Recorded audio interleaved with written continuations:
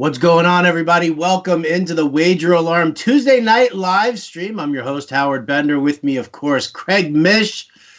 And Craig, here we go, man. At least we're starting off the season above 500. Super contest. We went 3-2. We went 4-3 in the Golden Nugget contest. We were in it to win it on a number of the plays, even though the ones that didn't turn out for us very favorably. But like you said, and like we've talked about over and over again, if you're in it in the fourth quarter and it's late, that's right. Still got to be feeling good about it. That's right. And again, we start off with a total of 12 picks, and we win 7 out of 12. And if you're doing that every week, you're making a lot of money doing this. So that indeed will be the key for us to pick up off what we did last year and do the same thing. For those of you guys who watched the live stream last year, it was the first time that Howard and I went through pick by pick.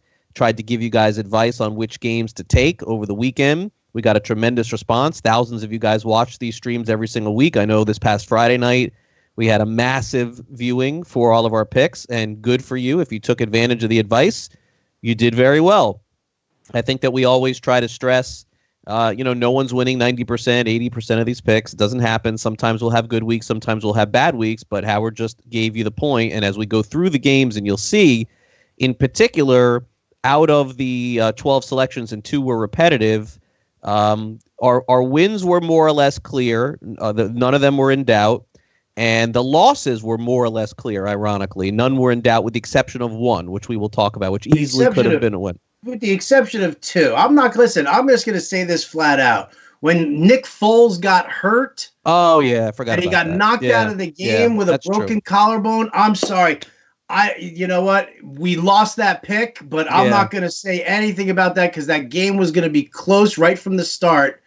And yeah, so I mean that one. Yeah, that was true. I forgot about that. When a quarterback gets hurt, in the NFL and college football, this isn't like playing in the 80s anymore, where the running backs get 35 carries and the receivers, when they get 5 catches in a game, it's a miracle. Like Jerry Rice is, the most dominant player in the league. Listen, Jerry Rice would still be great in this day and age. I don't want to take anything away from him, but with the way that guys play now, it's just a different game. So, to start off with the Golden Nugget contest, we had a total of 7 picks. It's the way that it goes, and we chose to go with a total of 5 college and 2 pro. On my list, I think I'm missing one here. Maybe you can help me out here. I think I may have missed one here. Army, Missouri, Florida State, Florida International, UCLA was the other loss. Oh, and UCLA. Okay, so to kind of take a review of those, the first pick that we had last week was Army. What a gorgeous pick that was. That almost was a money line pick against the spread. Army's been our best friends for, almost 2 years now. Look, they cover a lot. They play very well. They had the longest winning streak in the country. They very easily could have won that game. Their kicker lined up for a 48-yard field goal at the end of the game to beat Michigan. And it was a little sad. I kind of wanted Army to win, but I felt good about the cover there. So we got started off there. Missouri just rolled. It was not even close. Missouri got off to a phenomenal start against West Virginia. West Virginia may be one of those teams that we have to start fading every week because it looks like they're just not going to be competitive at all. Dana Holgorsen left, and they have a new head coach there. And then things went sour in college for us, ironically. We went 2-3. I thought we were going to have a 5-0 day. Florida International, FIU, was a bad pick. They never were close to covering. They were never even winning in the game against Western Kentucky. They just did not play well offensively. In fact, Western Kentucky even had an onside kick at that point after they scored a touchdown. They just looked like they caught FIU way off, so that was a bad handicap by me. Florida State had a 21-0 lead in that game, and they gave it away completely, and they went to overtime against a no-name school. I can't trust Florida State at all. Another real bad pick. And then, UCLA was not a good pick either. Chip Kelly is in big trouble already at UCLA. They're already 0-2 coming off the season they had last year. I even thought that UCLA would go over their win total of 6.5. That doesn't look good either. So we started off college 2-3 for the week.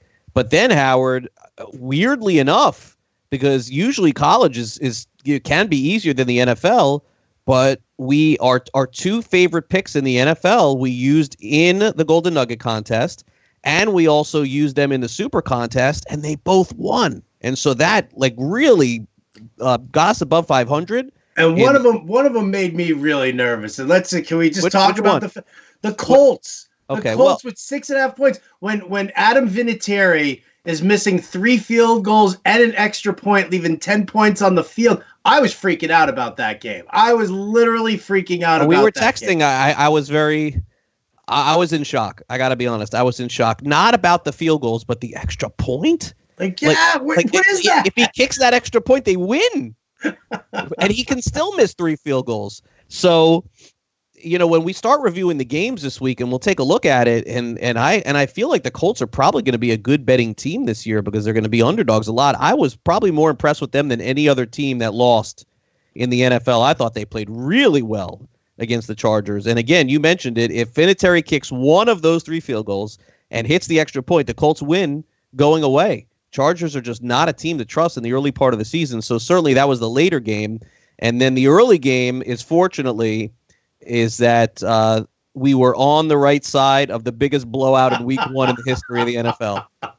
It was a no doubter.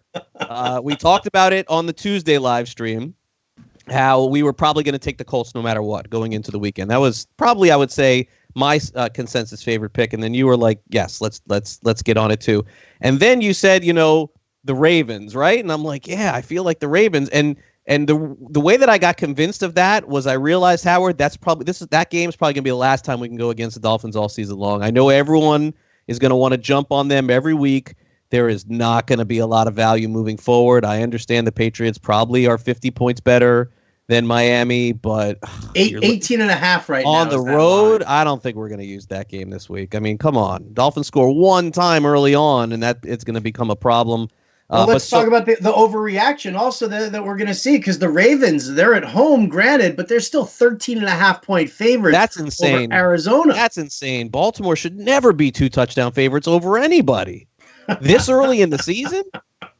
Yeah, I mean, what happens if the Ravens beat the Dolphins 24-7? You're telling me that Vegas line is minus 13.5? It's like 9.5, 10 maximum. 2 touchdowns against there. And I'm not even saying that Arizona's a good football team at all. We had a plan of fading whoever won that game, and the figures they tied. The one game that we needed somebody to win, they ended up tying.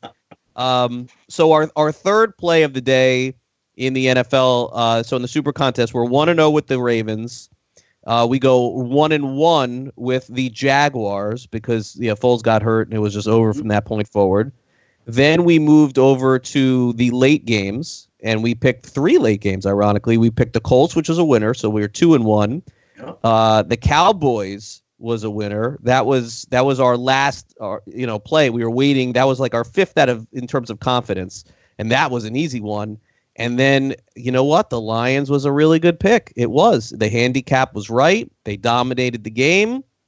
They let Arizona come all the way back, and it ended up being a tie. But look, we were over 500. We went 3-2. I do feel bad about that Lions one, Howard. We should have been 4-1. Yep. But that's the equivalent of doing a parlay where you bet 3 or 4 teams and you lose one and go, oh, I should have won. That's what this is. It's betting. It's wagering. You're going to win some. You're going to lose some.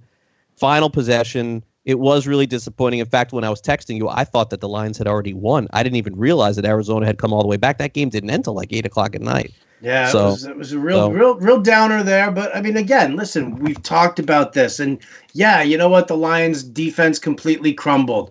It would have been, no different than betting the Jets and then watching the Jets turn around and cough up a lead. Same thing. There. You're right. So I mean, listen.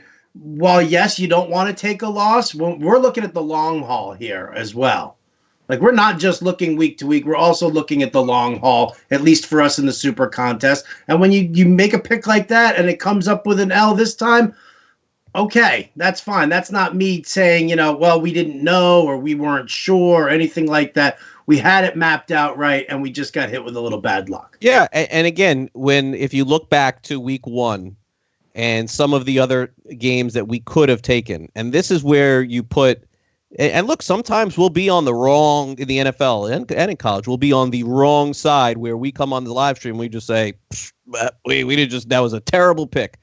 But with all 5 pro games, you could make a case that there was legitimately a chance that we could go 5-0, which means we're on the right path in terms of the thinking. And that's super important because you know what? If you took Philadelphia against Washington, yes, Philadelphia could have easily covered at the end, but Howard, they didn't deserve that. Washington dominated that game for almost 3/4. If you took the Ravens, how are you feeling about that? I'm sorry, if you took the Dolphins, how are you feeling about that after week 1? Where you picked a team that lost 59-10? What if you took Seattle over Cincinnati? Was that the right handicap? Seattle had no chance to cover that game from start to finish. So, in all, the Jaguars were probably the one that looks the worst, but you're right. I alluded to that. You alluded to it once, and Minshew played okay. But once they lost Foles, I mean, look, Kansas City just took the ball and just dominated that thing. So, we'll get into some of the lines this week. But again, overall 4-3 in the Golden Nugget contest, which you can find online, and the Las Vegas Super contest. All the picks are posted there. And then Howard, I thought you did a great job. You did a great job posting all of the picks on Wager Alarm, everything that we did over the weekend, so people can see. So hopefully we continue the winning. We would love to finish in the money, and we would love to win one of these things. But if at the end of the year we're about 60%, no one's going to sit here and complain. And that's what we're trying to accomplish. So I think well done for week 1. Good job indeed. All right, well, let's take a look. Let's look at some lines. This is what we do on Tuesday nights. We wrap everything up. We kind of go through how our picks went, and then we look towards the lines here. We'll give a couple of leans. We're not making picks right now, unless, of course, we see a line is just so crazy out of whack that we feel like you should bet it now before it moves in either direction there, and you get the best money line on your pick there as well. So let's talk a little college action here. Number 1, Alabama. You wanted to talk about them against South Carolina. Alabama on the road in South Carolina. It's a -26 for the Crimson Tide. I mean, how do you go against these guys? Yeah, I think this week in college, we'll have some good betting opportunities by the time Friday rolls around in the live stream. But just to be transparent with the actual schedule in college, starting next week, we start getting some massive head-to-head top 25 games and conference games.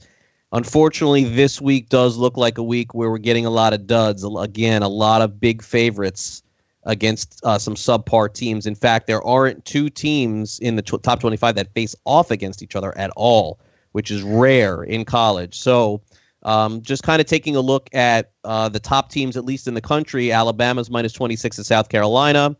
Clemson is -27 at Syracuse. And so, I just wanted to mention that at least so you kind of know where we're coming from there. But none of the good teams are playing against high-quality opponents. The most interesting game that I find this week is Stanford traveling cross-country to take on the University of Central Florida. UCF is stepping up their game after having 2 unbelievable seasons of being undefeated, and some people felt like they needed to be in the playoff or be in the national championship game. Of course, they didn't get into any of that. And UCF right now is -7.5 against Stanford because their quarterback is also hurt. So that will be an interesting game to look at just because they, in general, haven't played a lot of tougher opponents outside of their conference, although they have played well in their championship game, in their conference, in their bowl game. This will be a pretty good test for them early on in the season. So come Friday, I'll certainly have picks and we'll put in our Golden Nugget picks. But in general, there isn't like that juicy LSU Texas matchup like there was last week. Those just don't exist for whatever reason in college this week. In fact, Thursday night's actually one of the more interesting games, or Friday night, as it turns out. I don't know why there's no college, by the way, Thursday. But Friday, North Carolina, who beat Miami last week, they're 2-0 now. Mac Brown, who was Texas's coach, is now coaching North Carolina. He came out of retirement hasn't coached in like 5 years, and they're going to be at Wake Forest. This is like another huge game for them. And if North Carolina can go 3-0, this would be one of the best stories in college football this season. So we'll see how the lines move, and by the time we get to Friday, we'll certainly have our picks. We'll just have to decide out of the 7 picks how many college picks we go with this week. Yeah, that's the other interesting thing, and I actually kind of like that a lot. I like the fact that, originally we did think that you had to go 5 and then 2. Now, actually, we can kind of mix it up a little bit more there, especially if we do feel like we're more confident with some NFL games, to say the least. No doubt about it there. All right, well, so we'll look at some more college stuff there, a couple of games that we like here and there. a team that I've been tracking also, Craig. I haven't looked at what the spread is right now. I know that my Hawaii Rainbow Warriors are heading to Washington State. It's actually Washington. They're going up against the Huskies. That'll be a tough game for them. It is going to be a tough game for them. They're 2-0 right now. They just beat Oregon State by 3. And so, I'm kind of looking at that one there. This is just a fun one for me. I mean, this might not be something that we're going to use in the Super Contest, but I do think that the team is strong, and I do like the way they play, and I'd like to see what happens with them. And then, of course, there's always that factor of any team that comes to Hawaii to play them at home is basically taking a vacation. Right. Well, the game's at Washington this week. They're minus 21, Washington. Right. So minus 21. All right, I'm going to lean Hawaii with the points. Hawaii, look, they can go toe-to-toe with anyone. Oklahoma is minus 23 at UCLA. I don't know how we could take UCLA again after seeing that last week. I think I got to get off them. TCU is at Purdue. They're minus 2. The Gators are at Kentucky this week. Florida's minus 8.5. There's no total on a lot of these games this week for whatever reason. I guess the totals in college haven't come out yet. Iowa at Iowa State. That's always a pretty good rivalry game. And Iowa's minus 2.5 on the road there. I don't know if I want to play with those little rivalry games. If there's one thing that you've helped me learn, it's that those rivalry games are one of the toughest to bet. You don't really want to do it. They're very unpredictable. Right, yeah. So they get really unpredictable, and I don't necessarily know if I want to do that. I do like staying in that realm of the SEC and down in Florida because you do have a really good grip on those teams. Until last week, I did. Well, you know what? I mean, listen. I'm sure you're going to end up being a lot better in the future. Now let's talk about what's going on in the NFL right now here, because I do want to take a look at the lines. And I did mention that the Patriots are 18.5-point favorites, but a news story just broke, and it actually just broke before we started the live stream, where Antonio Brown, apparently in a federal lawsuit filed, has 3 sexual assault counts going up against him. Now, Antonio Brown fought back and is now showing on Twitter. He's showing a scroll of Instagram conversation. Apparently that the woman who's accusing him or whatever has been extorting him for some time. So it's back and forth, and there's a massive drama there. But like you said, it's the quarterback change that really tilts on the lines very much. Now, we know 18.5, it's gone up, considerably over the course of the day here. Does this Antonio Brown stuff become a distraction? Does it affect the line in any way, shape, or form? Not that we're taking Miami. I think maybe against a team that's not named Miami, but I don't think that this would change all that much. I found it so weird that the Raiders Broncos line was moving so much, and I don't know if it was predicated on that or not, but it seemed like it was moving quite a bit. The interesting note, by the way, on this game, and I don't know if I mentioned this, I apologize if I did on the previous live stream, but on Friday when I was doing my radio show, what happens is late in the week. So, for example, this coming Friday, and on some books online, they release the week 2 the next week's lines in the NFL, and so for about a 48-hour period, you can bet already on week 3 before anything even happens. And then once the games go off, they take all the lines off because they're not stupid enough to have live games up on a line. Like, for example, Tom Brady gets hurt and they got a line sitting there and you could bet it. So they take it down. And you could have bet New England minus 9.5 last Friday. That's what the line was. We were looking at it during the show. And I remember saying during the show, wow, New England only minus 9.5 at Miami. This may be, by the time that game's over against the Ravens, if they get blown out, you'll never get 9.5 or 10 or 11. And here we are. It's minus 18.5. So let's just look at the line since it came out on Sunday night, because that's the legitimate line. The week before doesn't really count. It was 15.5, then 16, 16.5, 17, 17.5. I'm seeing some 18. It's going to be really hard to, of course, take the Dolphins. It's also going to be really hard, I think, to take the Patriots. I don't ever recall laying this many points on the road ever in anything that I've ever done. But if there was ever a time to do it, certainly this could possibly be it. Cowboys and Redskins, they'll play on Sunday. There's a big line move there on the total for whatever reason. I don't know why. It's gone from 44 to 46.5. Perhaps this is a reaction to Dallas playing well offensively, and Washington and Keenum also lighting it up a little bit, Howard? I guess that's the only reason why. Do you see any other reason why this would go up? No, that's got to be what it is. I mean, Case Keenum threw for 380 yards, but I think that's, again, one of the things that we've always talked about here is the overreaction that happens from week 1 to week 2. I mean, it's massive. And when you talk about, Case Keenum threw for 380 yards, he still doesn't have decent wide receivers. He still doesn't have a decent tight end, or at least anything more than a backup in Vernon Davis. And the Philadelphia Eagles secondary, let's face it, they're not that good. Defensively, they are not as strong as they have been in the past. So I think that's definitely going to be a little bit of an exaggeration, thinking that these are two very potent offenses. I think the Redskins' defense is actually being underrated here. And, and when I see the 46.5, the fact that it moved there, it kind of has me leaning towards the under. I think that these two teams play each other extremely tight. Redskins do give the Cowboys some fits here and there, and I think that it's going to be a very interesting game, to say the least. Yep. Browns and Jets is the other big mover in terms of a total. That line went from 46.5 to 45 since it opened on Sunday night, so that's down 1.5. And this, Howard, is clearly a reaction. I don't know if you feel it's an overreaction or not. I think the Browns people are overreacting to. I think they'll be fine. Jets, I'm not so sure.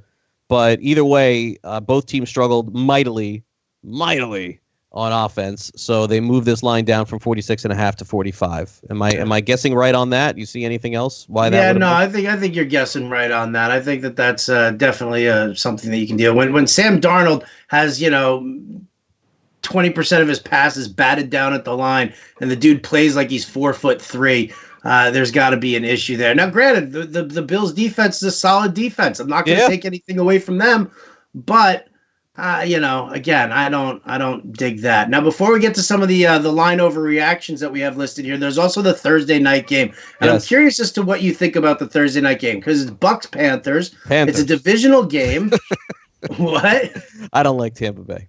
Nobody likes Tampa Bay. And I mean, listen, Jameis Winston looked atrocious. He looked so bad, Howard. Atrocious. And they don't really have, I mean, what are they going to do? Go to Ryan Griffin or Blaine Gabbert as their backup? You know what? I'm glad you brought that up, because on the show this morning, I made a suggestion. I'm wondering what your thoughts are. This isn't really reality. This is more for a fantasy question, but I kind of threw this out there after thinking a little bit through of exactly the same thing that you're saying. I don't think that Tampa Bay has anybody else that they can go to, but I just don't think this is going to work out for Winston. I think at the end of the season, if Winston played all 16 games, he'd throw for almost 4,000 yards. When we did our over-unders, I went way under on all of Winston's props.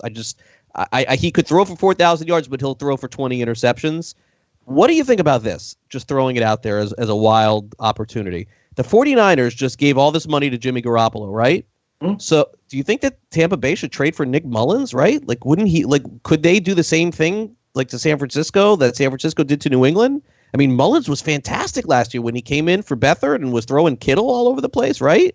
Do you think that the 49ers would give him up for like a second or third, and then Arians would have a quarterback to work with at that point? That'd be a tough one. I think if anybody would stand in the way of that, it would be Shanahan, because I do think that Shanahan really appreciated what Mullins brought to the table last year. Yeah, he definitely brought a lot to the table. But I mean, listen, I think that there are a number of backups around the NFL that the Tampa Bay Bucks will need to explore. No doubt about it. Yeah. And look, it's going to be hard probably. I mean, we're not going to pick this game. It would be hard for me to make a final pick on it, but there's a lean for sure with me on Carolina, and I wouldn't think twice about it. Oh, that it's less than a touchdown. Absolutely. Yeah, that's really the key for me. And look, you always worry about the back door with this sort of thing where Carolina is not really a dynamic offense. And they're up 14 points with 8 minutes to go, and Winston is the king of those garbage points at the end and just bringing the team back, kind of like he did against San Francisco. And so Carolina's going to need to be up a good 21 points late, but this would either be a Panthers pick for me, Howard, or a no pick at all. As much as I love Tampa, we used Tampa a lot last year, and they covered in a lot of games, but I don't know. I'm not, and I feel bad for Bruce Arians coming back to this, because he probably thought that he had a good quarterback here. This is the same guy now we've seen for years, and the only difference is, Howard, Fitzpatrick is not there, so we can't start in week 2 or week 3. I think they got to keep playing Winston. They have to keep playing him. They will keep playing him. It's going to be, I mean, listen, I do think that Arians will get frustrated and have a short leash, But, again, I mean, Arians has worked with Gabbert. They worked together in Arizona, so maybe that's what's going on. Maybe what we're looking at here possibly is maybe if Winston throws a bunch of picks in this game and the Bucs struggle, then maybe we do see some Ryan Griffin there with Gabbert as a possibility in the hole, and see if maybe that happens. I think, listen, I agree with you. I think that I don't want to pick if I'm not picking Carolina, I'm not picking this game. That's it for me. But yeah. I also think that this is also a bit of an overreaction to the Panthers. Really, they put up 27 points on the Rams. It was all McCaffrey. Newton didn't have a good game. His receivers didn't have a good game. DJ Moore had a couple of drops. Curtis Samuel didn't play very strongly, and we thought that they were going to see some good stuff against them. What I do think is that the Rams defense really clamped down. I mean, listen, you've got Aqib Talib on one side, you got Marcus Peters on the other, you got Nickel Roby Coleman, as the slot corner over there. And what we saw with the Rams last year when they had Talib and Marcus Peters, then the middle of the field was exposed. Well, the Rams went and they fixed that. And I think that was something that Carolina really wasn't fully prepared for. So now what you're talking about, the Bucs defense, the Bucs defense is trash. Yeah, they've exchanged over the last few years wins in Tampa. Tampa won 24-17. In Carolina won 42-28. In Tampa, Carolina won by 3. In Carolina, Carolina won by 14 the previous time, and then the time before that in Tampa Bay won by 1. It seems like when Carolina's at home, they win this game. Handily. Pretty much. Yeah. But when they're on the road, they either win or it's a short spread. But look, either way, I don't know how you can endorse a team that turns over. I think that for me, with all of the reactions and overreactions to week 1, the things that I don't feel are overreactions, there were 2 of them that came away. One we talked about already in this one. One is that Winston, at this point, it's not over yet, but I think it's close. And then the other one would be endorsing the Colts, wondering what's up with Vinatieri. I am a little worried about that. If we're going to back the Colts again, like, what's the deal here? Like, is this guy going to rebound and is going to start just kicking field goals again? Because I really want to side with them a few times. But if he's going to only make 2 out of every 3 kicks, Howard, you're going down a slippery slope there, because the kicker has got to be good for you to cover games in the NFL. You have to. In fantasy, it doesn't matter. In reality, we make fun of it. But to cover that spread, you got to have a good kicker, which is why Baltimore covers all their spreads, which is why the Ravens are so good against the spread. That guy Tucker, he never misses. And now you've got the Colts. They're on the road in Tennessee. And I like the Colts. Who had a really good showing, and it's Tennessee -3. And it looks wrong to me. Like, I think the Colts are probably better than Tennessee. I don't like Tennessee at all. I think that's overreaction. But it's the one team without a kicker, maybe. And so that tells, Howard, what if the score is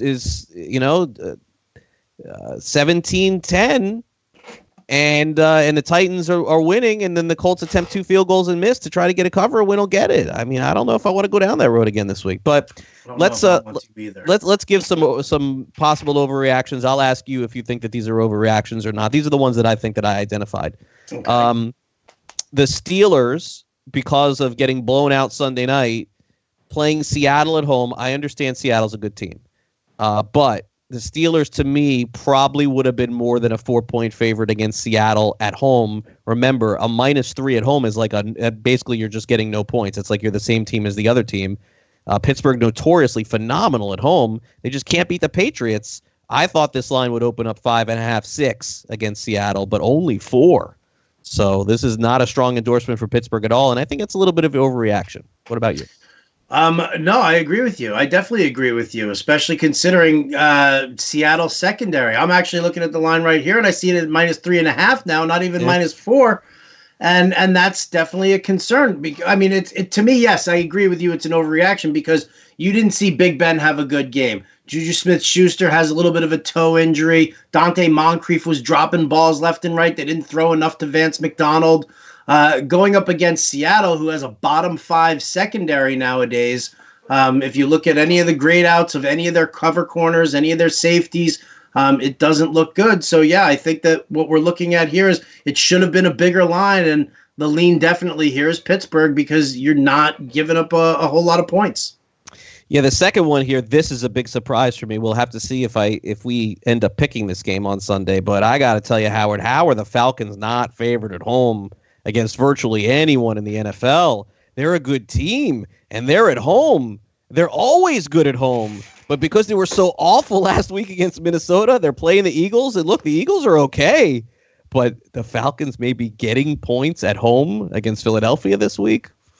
Oof, yeah, I mean, I'll take it. I'll give me the points. Give me the points. I mean, absolutely. Come on, Atlanta at home, really? Like, look, you know that Atlanta's going to make a mistake at some point in this game, and we're going to throw something to the TV because it happens every week with the Falcons. They make mistakes, but they went up against a really good team in Minnesota. They got worked. They got destroyed. But Atlanta is kind of like the Saints, where they don't play well on the road, but they go at home and they look like an unbelievable team. They're 5-3, 6-2 at home every single year.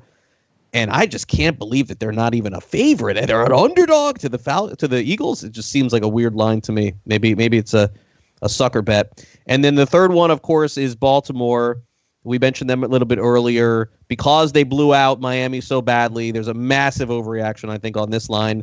I don't think Arizona's very good, Howard. I came out of that feeling Detroit was the better team, but this does seem like an awfully big 13.5-point spread over Arizona, a team that could potentially do the same thing to the Ravens that they did to Detroit. And by the way, maybe not even win, maybe not win, but maybe just keep it, maybe lose by 10. Yeah. They could be down by 17 points with 3 minutes to go, score a late touchdown, take the backdoor cover and go. So that seems to be, to me, a little bit of an overreaction. Did the Ravens go from before the season, everyone predicting them to win like 8 or 9 games, to being Super Bowl favorites? Because when you're favored by 14 over a team, you're supposed to be like a contender for the Super Bowl. Trust me. Oh, come on. Lamar Jackson, Marquise Hollywood Brown. Those guys were dynamic. Come on, Hollywood Brown. The dude caught, 147 receiving yards, 2 touchdowns in that game, and he only played like 10 snaps. Imagine what happens. Give him 20 snaps and he'll double that production, right? Yeah. And the other part of this, too, is that I think that, the game plan for Baltimore, my guess is just looking, and look, that could change now with Lamar Jackson and if they have this expectation, but Baltimore's always been a pretty heavy run control, burn the clock type team, too. And I just think they completely exploited Miami last week. They knew Miami could have no pass rush. So, look, is it dangerous to take such a big underdog? For sure, perhaps, but I would say this. I don't see Baltimore by the time Sunday comes along being 13.5. I think it goes down to 13, 12.5 perhaps. I don't think it'll stay there. So if you are going to bet Arizona, you probably need to do it now, especially online, and grab yourself a half point, get that 14. Very surprising lines on those 3.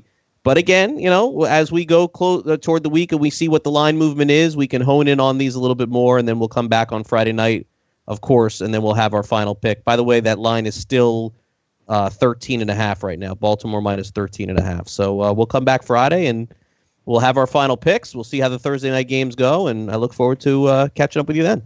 Absolutely. All right. Well, thanks so much, Mish. Always a pleasure, without a doubt. Big thanks to Matt Sells, our producer. And hey, big thanks to all of you for, again, watching the Wager Alarm live stream. We'll catch up with you Friday night, 9 p.m. Eastern, this very same spot. We will have our picks for the Super Contest and the Golden Nugget all available for you guys then. In the meantime, best of luck to you and all your other games that you're betting, and we'll catch you next time.